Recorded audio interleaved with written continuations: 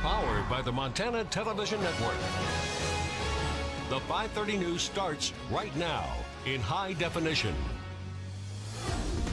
Thanks for joining this early joint broadcast of KRTV and KXLH before Thursday Night Football. I'm Shannon Newth. And I'm Tim McGonigal. A complaint alleging that Governor Steve Bullock's 2012 campaign illegally coordinated with other groups has been dismissed. State Political Practices Commissioner Jonathan Modell dismissed the complaint on Wednesday and released his decision today. The complaint, filed by James Pennington of Billings in March of 2013, said groups that spent millions of dollars to promote Bullock's election used the same campaign consultant as Bullock.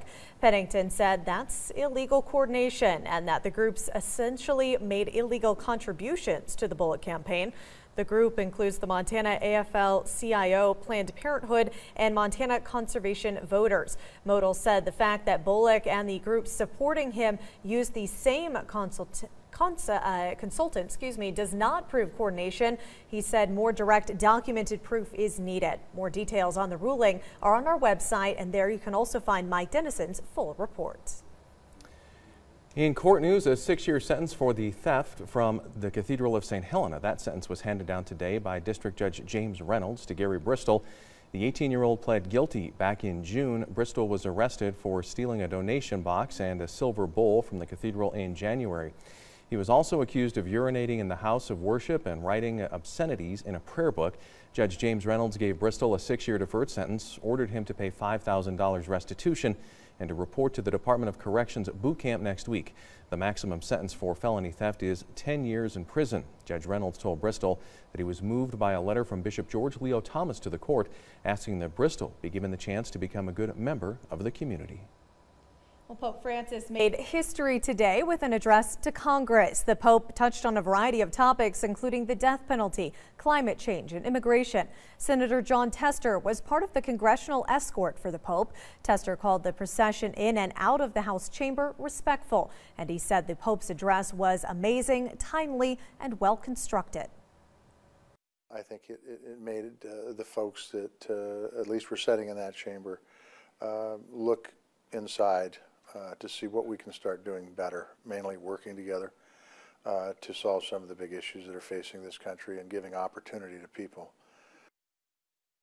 Pope is now in New York. Well, he'll visit the September 11th memorial. He's also scheduled to say Mass at the Madison Square Garden before embarking on a final leg of his journey to Philadelphia. From luxurious Lamborghinis to trendy Land Rovers, high-end top-dollar cars and trucks are sporting Montana license plates, but their wheels have never touched a Big Sky State road in order to avoid a sales tax. As we told you about yesterday, Minnesota officials are cracking down on a tax evasion scheme that has cost that state about $1 million in order to avoid paying a sales tax on vehicles like a pricey Porsche 911. Buyers can contract with firms who open limited liability companies, or LLCs, in Montana.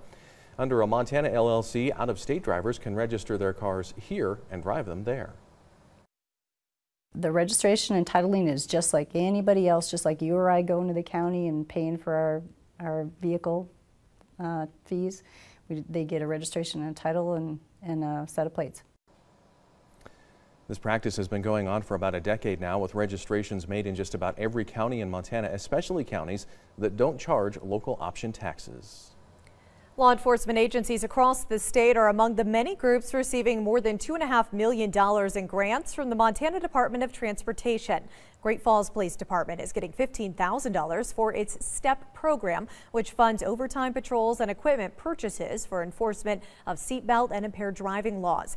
The Cascade City County Health Department is receiving $35,000 for its Buckle Up Montana coalition. Lewis and Clark County Sheriff's Office and the Helena Police are getting a combined $42,500 in grants. A portion of that money will go towards their STEP programs and within the city limits. A portion of that money will go towards another new radar speed sign. The city recently installed 3 of those signs, one on Villard Avenue, another on Benton by Carroll College, and a third on Boulder Avenue by Bryant Elementary.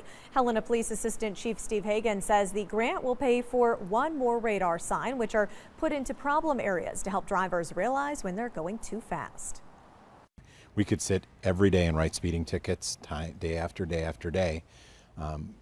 If that's all we're doing, we're not fixing the problem. All we're doing is just making people pay for speeding. You want to fix the problem, so what we had to do is take the next step, which in this case was the radar signs. The grants are part of the MDT's Vision Zero campaign, which looks to eliminate deaths and serious injuries on Montana roads. Medical personnel are speaking out about a matter of the heart: chest pain, pressure, sudden weakness.